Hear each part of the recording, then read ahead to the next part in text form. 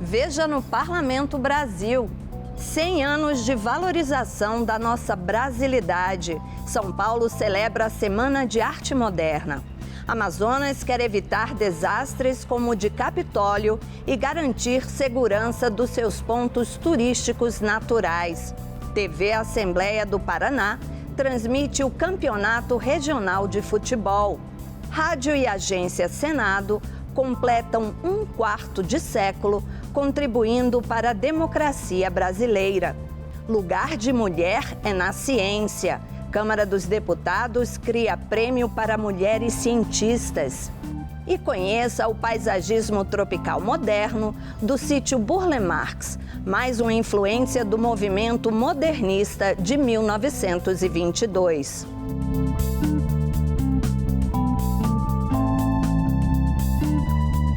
Essas e outras histórias passam pelos parlamentos. E o programa Parlamento Brasil, junto com as TVs legislativas, conta para você os assuntos que mobilizam as casas de leis do país.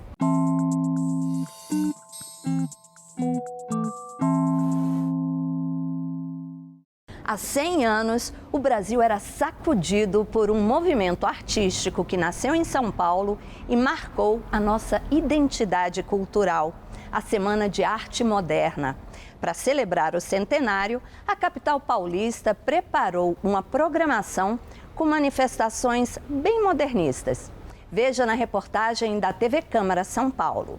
Foi em 1922, no Teatro Municipal de São Paulo, que músicos, pintores, poetas e intelectuais resolveram fazer um manifesto artístico-cultural, Semana de Arte Moderna, onde apresentaram a nova estética para um público escandalizado, acostumado ao estilo acadêmico.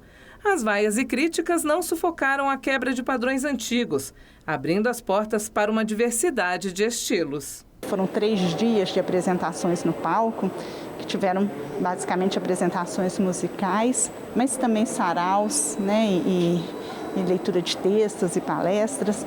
E na parte de baixo do teatro, na entrada, tinham exposições também de quadros e de esculturas, nas artes visuais. A Semana de Arte Moderna de 22 deu início à primeira fase modernista no Brasil, conhecida como fase heróica ou fase da destruição. Isso porque propunha a destruição dos modelos artísticos culturais vigentes no país e também a busca de uma identidade nacional. Um desejo de ruptura, um desejo de mudança de alguma coisa que está estabelecida.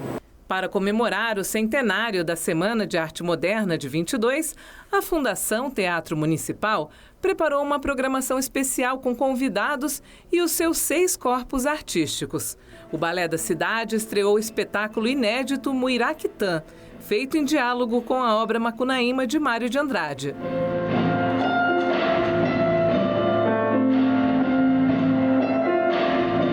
Na fachada do teatro e também dentro dele, a instalação artística Recostura, da auto-intitulada artivista Cris Tigra, traz mulheres negras e escravizadas com cordas e bordados, para provocar uma reflexão ao presente.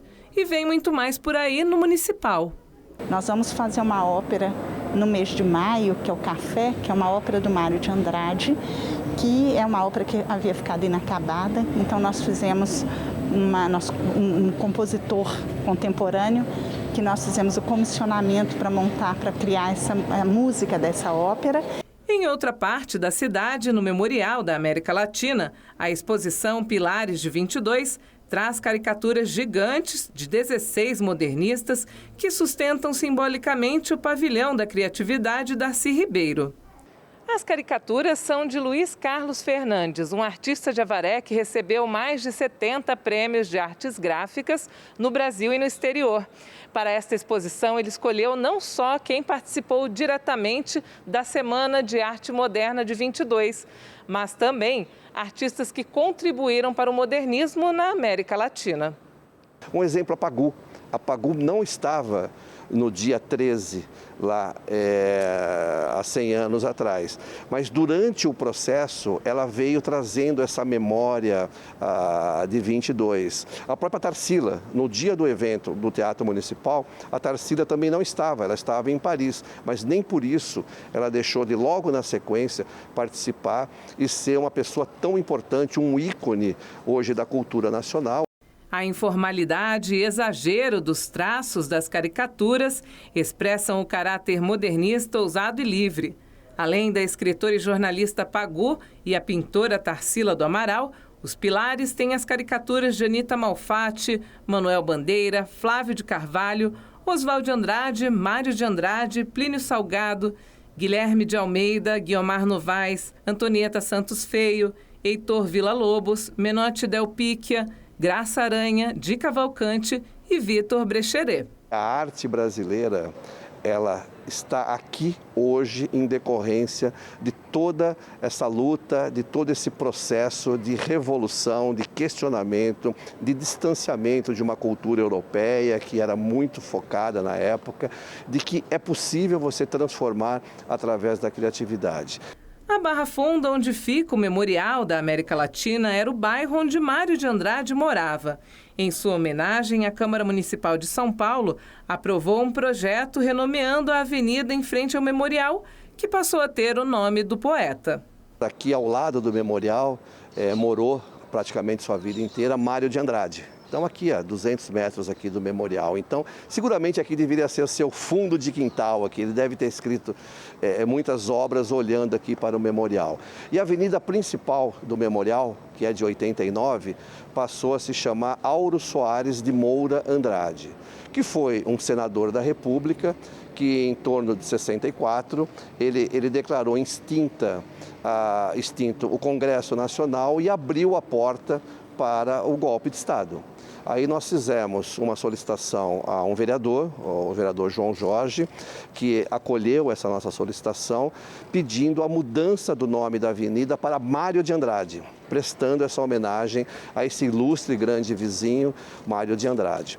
Na Avenida Paulista, o Centro Cultural Fiesp, em parceria com o Instituto de Estudos Brasileiros da Universidade de São Paulo, criou a mostra Era uma Vez o Moderno, com mais de 300 obras e documentos que fizeram parte da iniciativa de implantação da arte moderna no Brasil. A exposição é uma imersão no passado cultural contado por Mário de Andrade, Oswald de Andrade, Anita Malfatti, Tarsila do Amaral e Di Cavalcante. Essa exposição foi pensada como uma celebração ao centenário da Semana de Arte Moderna de 22.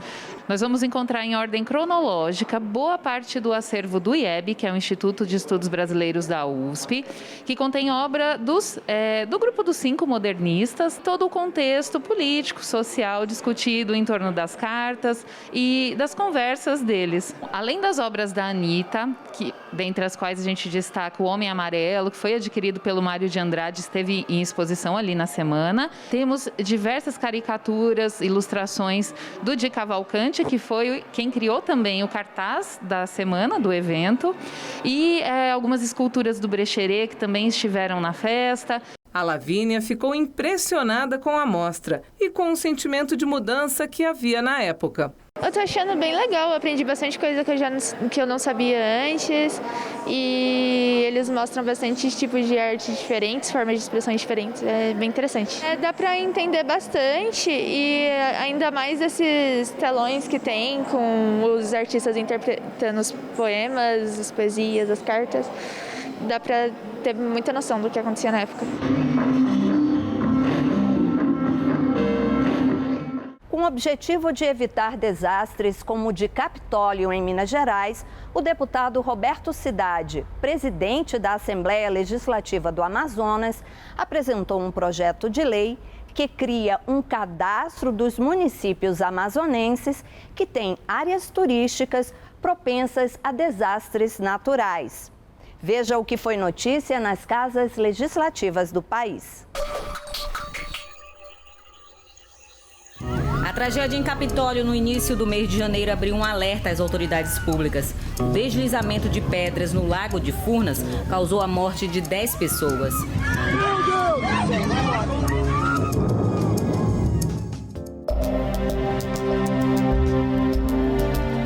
O Amazonas, rico em pontos turísticos naturais, também é um estado que apresenta características de desastres naturais, como enchentes e vazantes, que mudam a cada ano a estrutura física de vários cenários.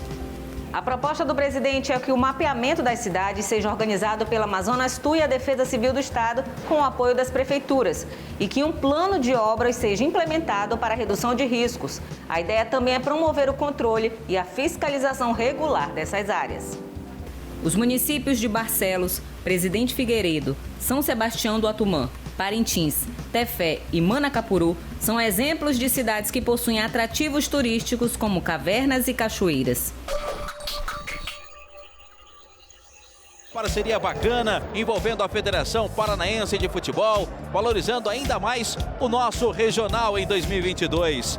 O União, que joga em casa, está entrando em campo aí junto com o Coritiba. As duas equipes já no gramado para fazer aquela tradicional abertura nesse começo de jogo. Aqui na TV Assembleia você não perde nenhum lance. A TV Assembleia está transmitindo ao vivo os jogos do Campeonato Paranaense. É uma parceria da Assembleia Legislativa do Paraná com a Federação Paranaense de Futebol. Serão transmitidas as partidas em dias e horários que não interfiram nas transmissões institucionais a partir do sinal que será disponibilizado gratuitamente pela Federação. A TV Assembleia é uma TV comunitária, é uma TV que ela, obviamente, o foco dela é no processo legislativo, mas ela tem programações diversas, né, na sua grade, né? Nós temos diversos conteúdos que vêm da sociedade civil organizada, que são de interesse público, são temas que envolvem debates importantes nas mais diversas áreas da sociedade, e vai ser muito bacana. Vai mexer com as nossas torcidas locais aqui de todos os times que estão disputando o campeonato. Eu acho que o público paranaense ganha com isso, né? A Assembleia mostra também a sua participação efetiva, um espaço que queira ou não queira, o esporte maior que nós temos não só no Brasil, mas como no mundo, e a federação também está demonstrando aquilo, atender os seus filiados, que é fundamental.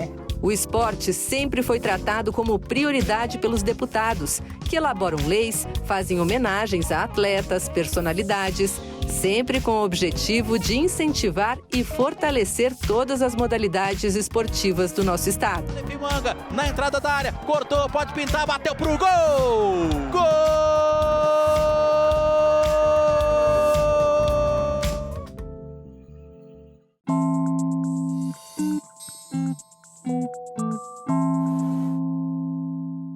A Rádio Senado e a Agência Senado estão completando 25 anos, um quarto de século, levando diariamente informações sobre os trabalhos legislativos a milhões de pessoas. Comemorar o aniversário de um veículo de comunicação do Senado Federal é comemorar também a democracia.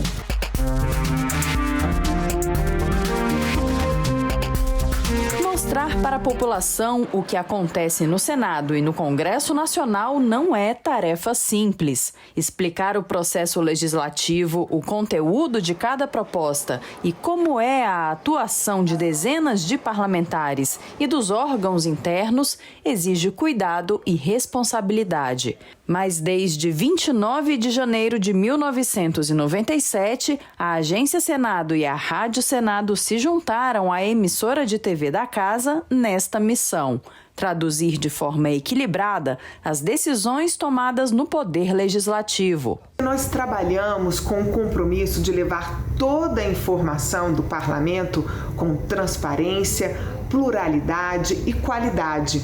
A intenção é que o cidadão possa tirar as próprias conclusões, acompanhar, fiscalizar o trabalho do parlamentar e conhecer todas as leis que vão fazer diferença no seu dia a dia. A gente vem desempenhando esse papel com a maior seriedade possível e conquistando ao longo desse tempo uma credibilidade como meio de comunicação público, como um veículo de comunicação do Legislativo. A Agência Senado é um dos primeiros canais de comunicação do setor público da internet. A equipe de jornalistas faz a cobertura textual e fotográfica de todas as atividades da casa, produz e edita o portal Senado Notícias. As matérias acumulam por ano cerca de 40 milhões de visualizações. Em 2020, essa média subiu para 50 milhões. A prova de que a gente conseguiu essa credibilidade se deu muito forte na pandemia. A gente virou uma referência no que se tratava de informação sobre ações e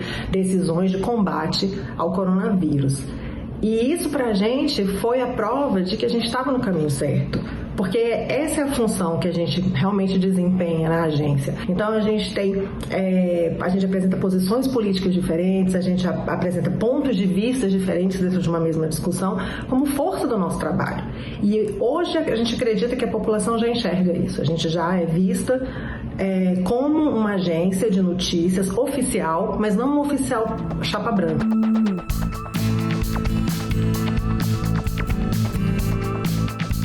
A Rádio Senado FM está 24 horas por dia no ar. Na grade, a transmissão dos principais acontecimentos do Poder Legislativo, entrevistas e reportagens especiais, programas culturais, utilidade pública e serviços. Além disso, oferece aos ouvintes uma programação musical com foco na MPB. A emissora, sempre atenta às novas tecnologias e às tendências da comunicação, está presente em Brasília, outras 16 capitais e em todas as plataformas digitais. Sem dúvida nenhuma, esses 25 anos são um marco muito importante a ser celebrado. A gente olhar para trás e ver tantas realizações, saber que com a ajuda dos nossos veículos, o Senado Federal é hoje uma instituição muito mais conectada com o cidadão.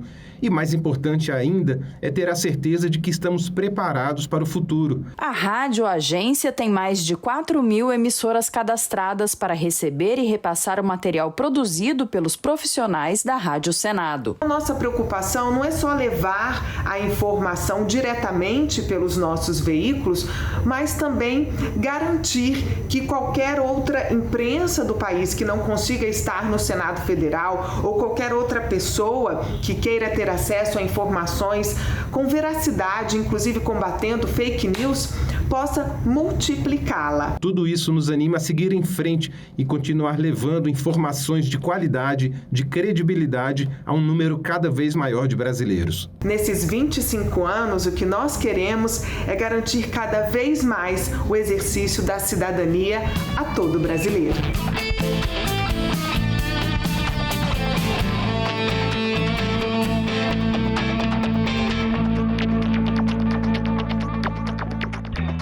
A Câmara dos Deputados criou o prêmio Mulheres na Ciência Amélia Império Hambúrguer.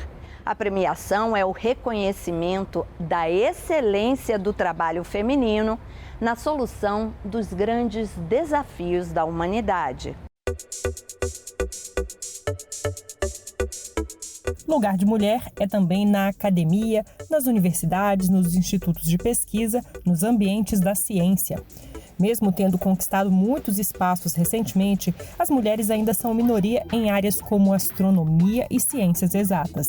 A brasileira Duília de Mello é astrônoma. Atualmente é reitora da Universidade Católica da América, em Washington. Nascida em Jundiaí, São Paulo, ela colabora com equipes da NASA desde 1997 e é uma das autoras das imagens das profundezas do universo tiradas pelo telescópio espacial Hubble. Conhecida como Mulher das Estrelas, Duília trabalha para inspirar jovens a seguir a carreira científica. As mulheres são minorias na ciência e sempre é muito difícil para as minorias, né? Então, existem muitos obstáculos, a gente tem sempre que ter muita resiliência e ajudar umas às outras. Então, eu recomendo a todas que procurem as mulheres nas áreas específicas e façam aí a sororidade, né? É muito importante nessa hora para a gente conseguir vencer todos os obstáculos, né? As microagressões que acontecem no dia a dia, mas não deixar que isso nos desestimule. O dia 11 de fevereiro é o Dia Internacional de Mulheres e Meninas na Ciência. A data foi instituída em 2015 pela ONU e tem inspirado eventos em todo o mundo para dar visibilidade ao papel e às contribuições das mulheres nas áreas de pesquisa científica e tecnológica.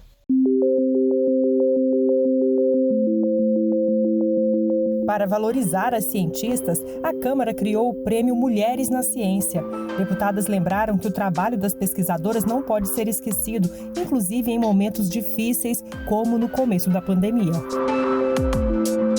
Quero lembrar ainda da nossa baiana querida, a doutora Jaqueline Góes, que de uma forma brilhante fez todo o sequenciamento do genoma do Covid-19. Que orgulho, mulher negra de origem baiana, nordestina, aguerrida, que vem se destacando no mundo, no campo da ciência. Quantas outras mulheres como a Jaqueline existe ainda no nosso país?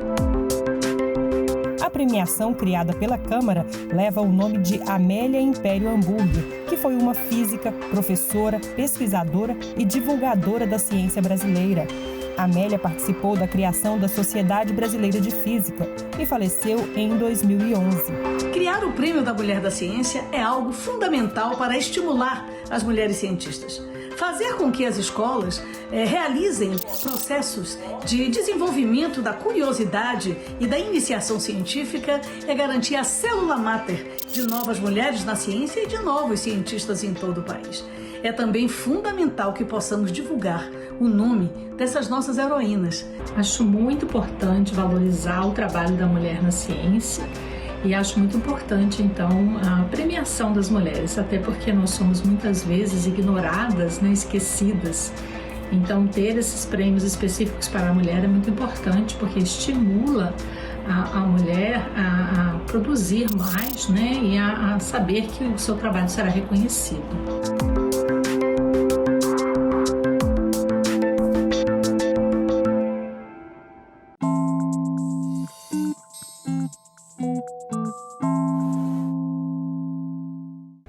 O movimento modernista rompeu com os padrões clássicos nas artes, na arquitetura e também no paisagismo. Valorizando as plantas brasileiras, Roberto Burle Marx criou o paisagismo tropical moderno. O sítio do artista recebeu da Alerj o título de Patrimônio Cultural do Rio de Janeiro. São 405 mil metros quadrados de verde e paisagens deslumbrantes. O sítio Burle Marx, em Barra de Guaratiba, zona oeste do Rio, é o mais novo patrimônio cultural do estado. Aqui estão cerca de 3.500 espécies de plantas tropicais e subtropicais, cultivadas em viveiros e jardins por um dos maiores paisagistas do mundo, Roberto Burle Marx, o criador do paisagismo tropical moderno. Era muito comum copiar o modelo europeu, jardins muito mais simétricos e que tinham a característica da floração no período da primavera. Isso é uma característica de clima temperado. O Burle Marx, quando começou a fazer jardins aqui, ele já entendia que essas plantas não eram adaptadas ao nosso clima. Então ele começou a pesquisar e a fazer a introdução de espécies tropicais nesses jardins. E aí um jardim muito mais adaptado ao nosso clima, utilizando as nossas plantas. E ele foi fazendo expedições ao longo de toda a sua vida em busca de novas espécies, de uma paleta nova de cores para poder fazer esses jardins. Então, a organização é um jardim mais orgânico, com um contraste muito grande de tons de verde, de volume, textura, o uso de massa dessas espécies dá um destaque muito maior. Então, isso é muito presente nos jardins tropicais de Burle Marx, a utilização de plantas adaptadas ao nosso clima, com um desenho muito mais adaptado também. Então, o Jardim Tropical Moderno surgiu justamente por conta desse trabalho realizado por ele. O sítio Santo Antônio da Bica foi o verdadeiro laboratório de Burle Marx. O paisagista criou jardins grandiosos, como o Aterro do Flamengo, por exemplo. Mas foi aqui, nesse paraíso particular, que ele cultivou e pesquisou espécies brasileiras e de vários outros lugares do mundo. Burle Marx viveu no local por mais de 20 anos até o fim da vida. Além dos jardins, o sítio reúne pinturas, esculturas e painéis cerâmicos que mostram a versatilidade do artista. Desde a década de 90, o espaço é mantido pelo Instituto do Patrimônio Histórico e Artístico Nacional, o IPHAN, e recebe cerca de 30 mil visitantes por ano. Recentemente, o sítio Burle Marx foi declarado Patrimônio Mundial da Humanidade pela Unesco. O estudo foi muito grande para a elaboração do dossiê que a gente entregou para a Unesco, é um documento com mais de 600 páginas, detalhando, explicando e especificando cada uma das coisas de dentro do sítio. Foi uma equipe muito dedicada, com a coordenação da nossa diretora e dos técnicos do IPHAN, para poder elaborar esse documento. Então, é um processo que começou com a indicação à lista em 2015, com o resultado saindo só agora em 2021. Então, para a gente foi muito gratificante o reconhecimento de tudo isso com que a gente trabalha aqui. O sítio Roberto Burle Marx é tombado pelo Estado desde 1983 e pelo IPHAN, órgão do governo federal, desde 2000. Agora recebe também o título de Patrimônio Cultural do Estado do Rio, que foi aprovado na Alerj. Primeira diferença, do tombamento, porque o ônus ficaria com o Instituto e com o particular. E na questão do patrimônio cultural, ele vai poder receber recursos. Mas mais que isso, é ter o reconhecimento desse gênio que foi Burle Marx, desse sítio belíssimo, lindo, que todos os brasileiros merecem e deveriam visitá-los. Então é mais um reconhecimento da Assembleia, do Governo do Estado do Rio de Janeiro, para que a gente possa, inclusive, passar recursos para a manutenção do sítio. 100 anos de modernismo, 100 anos de valorização da brasilidade. Muito importante para a nossa cultura e para a nossa autoestima. Bom, o Parlamento Brasil fica por aqui. Se você quiser rever qualquer um dos nossos programas, já sabe, tem tudo na internet. senado.leg.br/TV ou nosso canal no YouTube. Aproveita, se inscreve. Tem o Instagram, o Facebook, o Twitter, tem o velho e-mail. Manda uma mensagem. Semana que vem a gente volta. Tchau.